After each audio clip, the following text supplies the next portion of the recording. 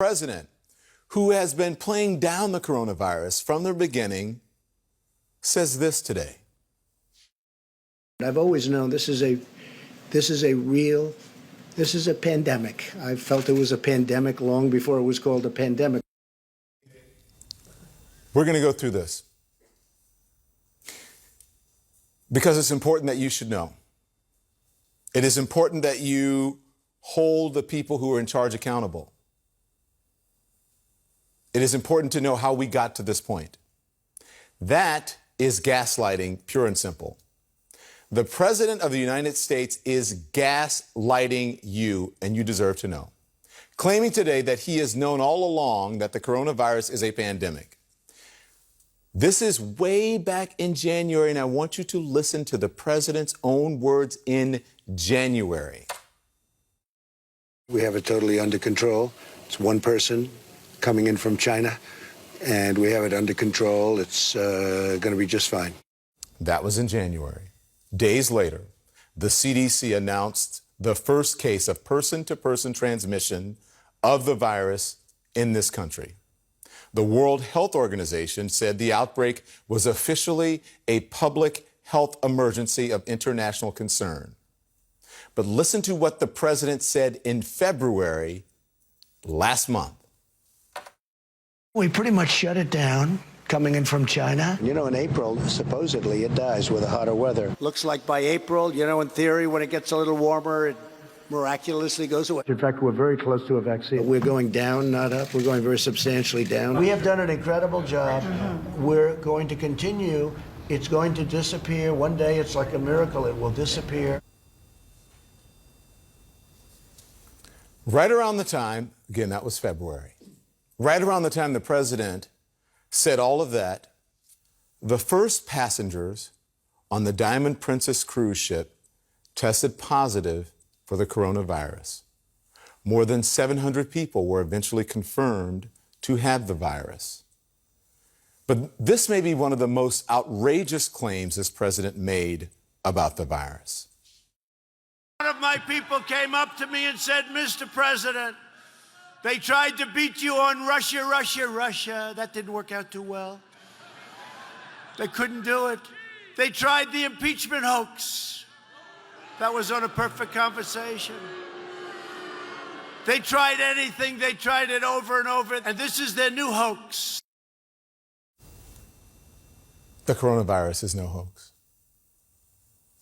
Ask any of the thousands and thousands of people who are sick right now. And the gaslighting continues. This was 2 weeks ago. The president trying to downplay the mortality rate from the virus. I think the number, personally, I would say the number is way under 1%. Tweeting that more Americans die from the flu. There's a tweet up on your screen. Dr. Anthony Fauci, though, telling Sean Hannity the mortality rate is much higher than the president claimed, and pointing out the fact that it is 10 times more deadly than the flu. The mortality for seasonal flu is 0.1. The mortality for this is about 2.5%. It's probably lower than that. It's probably closer to 1. But even if it's 1, it's 10 times more lethal than the seasonal flu. You got to make sure that people understand that. They downplayed it for a long time. Some in conservative media still are. For months. Some just started taking it seriously just last week. Just last week. Others have been reporting on it since January. Now, let's not forget the president's visit to the CDC, falsely claiming that anybody who wanted a test could get one. That is still not true. Falsely claiming all the tests were perfect and comparing them to his so-called perfect Ukraine phone call, which was definitely not perfect. As of right now and yesterday, anybody that needs a test, that's the important thing. And the tests are all perfect. like the letter was perfect. The transcription was perfect, right? This was not as perfect as that, but pretty good. Okay? That's videotape in his own words. It was just a week and a half ago that he said he wasn't concerned at all about the coronavirus. That was at a dinner at Mar-a-Lago with the president of Brazil. He really should have been concerned. We have since learned the press secretary for Brazil's president, who was there that night, has tested positive for the virus. That same night, there was a birthday party at Mar-a-Lago for Don Jr.'s girlfriend, Kimberly Guilfoyle, a party attended by the Brazilian press secretary. So you've got to wonder whether that would have happened if the president actually thought the coronavirus was a pandemic, as he claims.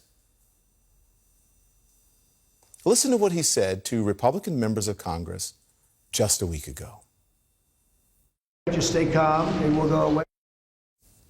And let's not forget Sunday, when he claimed we have tremendous control over the virus. It's incredible, but it's something that we have tremendous control over. Like I said, this is gaslighting, pure and simple. The President of the United States has been making demonstrably false statements from the beginning of all of this. At a time when real leadership could have saved lives, he caused a lot of people to think that this virus wasn't a serious threat. We now know it is. He suggested that it was less dangerous than the flu. Not true. He claimed it was a hoax by Democrats. Not true. He claimed it was well under control.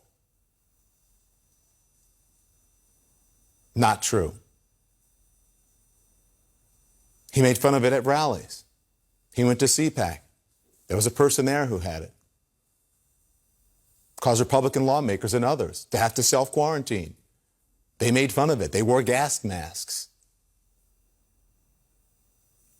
Causing all kinds of people to believe that it was a media hoax and not take it seriously.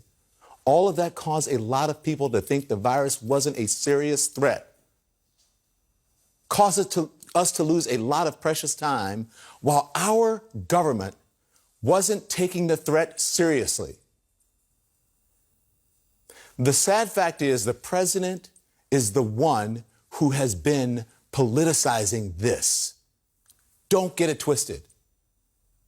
And don't fall for that whole thing about everyone is politicizing this. Don't politicize this, Don. Stop politicizing this. That is why I get so angry, because the president is the one who's politicizing this. And then is trying to do that whole okey doke by blaming the media and saying the media is politicizing it. No, we're just giving you the information. And he doesn't like it, so he's politicizing it. That is dangerous. The latest NPR PBS Marist polls show the partisan divide is growing. 76% of Democrats say coronavirus is a real threat. 50% of independents feel the same way. But only 40% of Republicans agree.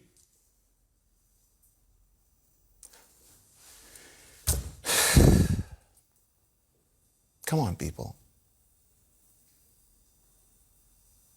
I said when we began just a few minutes ago, there were at least 5,838 cases of the coronavirus in this country. Let me tell you, what I do.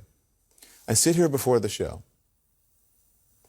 and I ask my producers, are the coronavirus numbers accurate before I say them? They have to keep updating me until the moment it comes out of my mouth on this show. I can't even print them. And if they print them for me, I have to continue to update them. That is not a hoax. That is not a hoax. It has never been a hoax. So I want you to remember, behind every one of those numbers is a real person. One of our friends, one of our family, a loved one, a fellow American. And yes, you should be upset. You should be angry. You should be emotional about it. You should want the people who sit in these seats like me to hold leaders' feet to the fire, and everyone who comes on a program like this to hold their feet to the fire. Don't let them get away with it. People are dying. No doublespeak. No hoax.